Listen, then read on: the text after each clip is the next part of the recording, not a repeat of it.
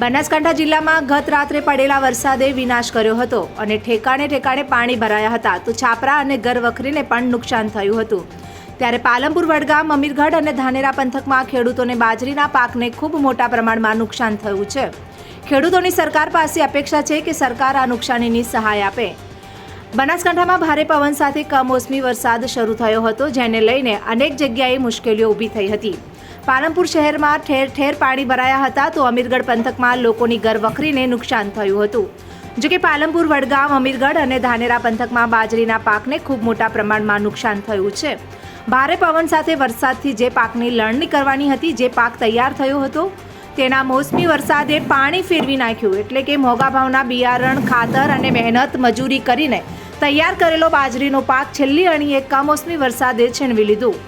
બાકીના પાકને એટલી હદે નુકસાન થયું છે કે હવે આ પાકમાં ખેડૂતોના હાથમાં કંઈ આવે તેમ નથી। ઉનાળુ પાક હતો અને બાજરીના પાક પર ખેડૂતોને આશા હતી, પરંતુ આ આશા ફળે વરસાદે પાણી ફેરવી દીધું છે। ત્યારે ખેડૂતો હવે સરકાર પાસે બાજરીના પાકને નુકસાનીને લઈને સર્વે કરીને સહાયની માંગ કરી રહ્યા છે।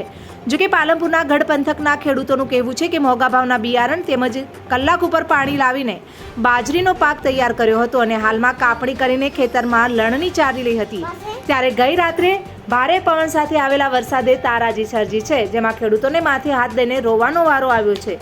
ત્યારે ખેડૂતોને હવે બેંકના ધિરાણ સહિતના રૂપિયા ચૂકવવા મુશ્કેલ બન્યું છે। ત્યારે સરકાર દ્વારા તાત્કાલિક સર્વે કરીને સહાય ચૂકવવાની માંગ કરી છે।